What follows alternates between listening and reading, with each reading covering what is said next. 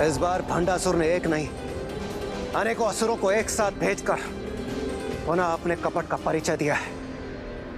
ऐसा उसने अवश्य प्रथम पूज्य गणेश जी की कठिनाइयों को बढ़ाने के लिए किया है। भंडासुर से और आशा भी क्या की जा सकती है। मैं तो अभी बस इतना ही अनुमान लगा पा रहा हूँ कि ये दो भ्राताओं के नेतृत्व में असुरों की टोली है, किंतु ये कौन हो सकते हैं? बुद्धि के देवता गणेश जी, आप चाहे कितनी भी बुद्धि का प्रयोग कर लें, आप इन्हें कदापि नहीं पहचान सकेंगे। और यदि आपने इन्हें पहचान भी लिया तो जिस योजना के साथ मैंने इन्हें भेजा है वो कदापि असफल नहीं होगी।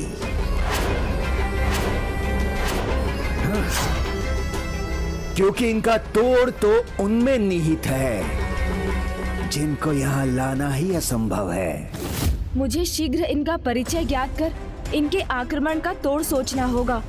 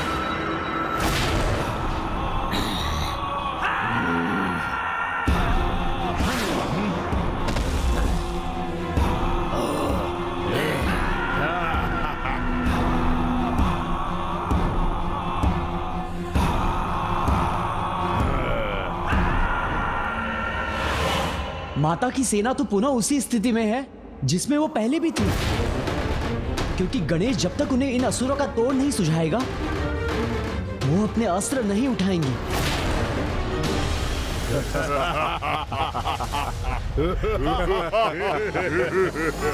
इन सभी ने अपने अपने बल का प्रदर्शन किया है, किंतु इस लाल असुर ने अभी तक अपने कौशल का प्रदर्शन क्यों नहीं किया?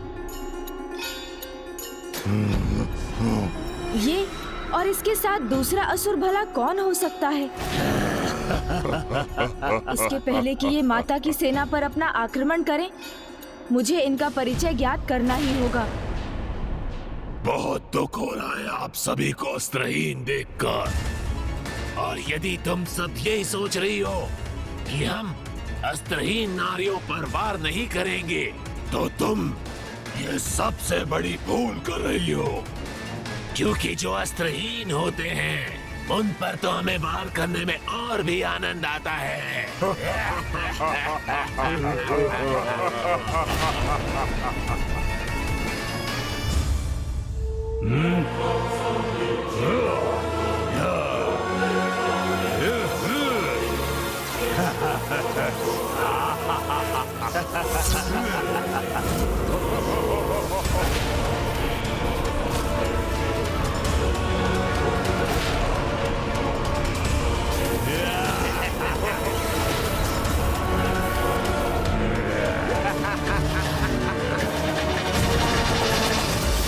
हाव भाव को देखकर मुझे कुछ स्मरण तो हो रहा है, किंतु ये कौन है, ये ज्ञात क्यों नहीं कर पा रहा हूँ मैं।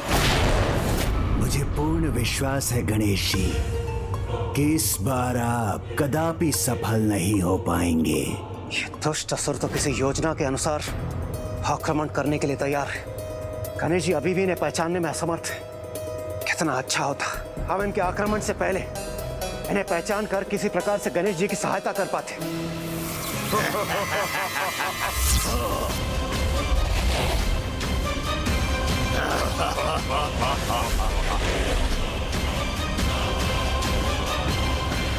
इन्होंने तो समस्त देवी सेनाओं को स्तंभित कर दिया।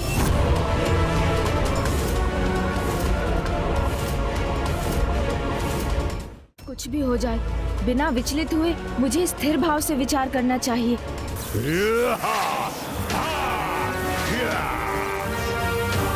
कुछ ही क्षणों में माताओं की सेना को आहत कर देंगे ये असुर।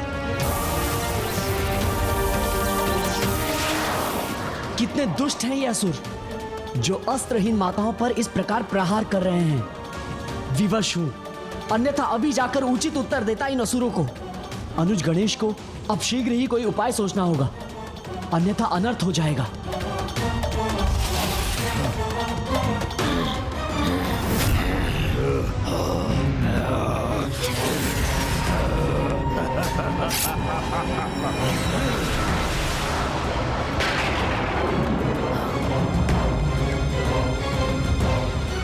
मुझे शांत भाव से तब तक विचार करना होगा जब तक इन्हें पहचानने का कोई संकेत ना प्राप्त हो।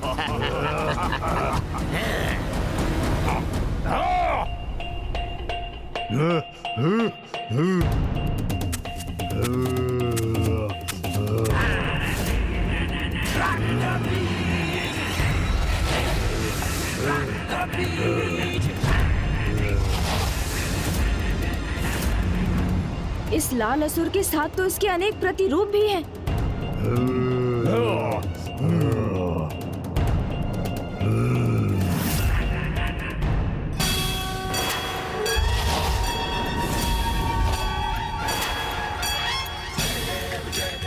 रक्त बीज।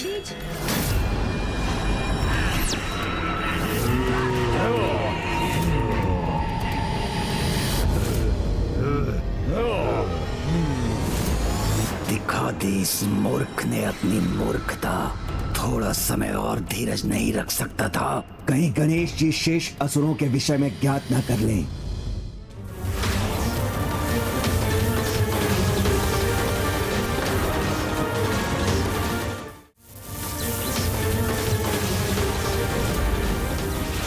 अब केवल माता ही हमारी सहायता कर सकती हैं।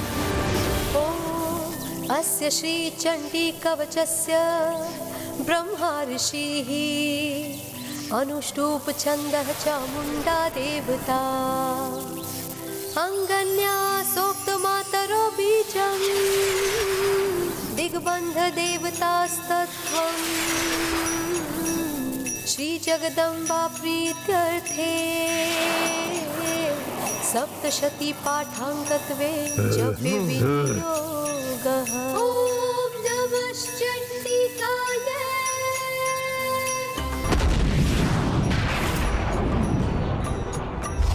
ॐ यद्गुहं परमं लोके सर्वरक्षाकरं नृणाम् यन्न कस्यचिदाख्यातं तन्मे ब्रूहि पितामहः।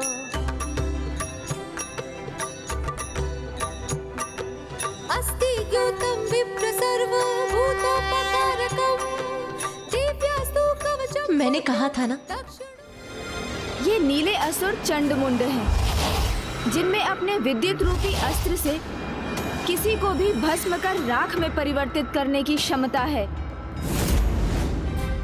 और ये भूतकाल के असुर सम्राट असुर भ्राता शुंभ निशुंभ हैं, जो इन सभी का नेतृत्व कर रहे हैं।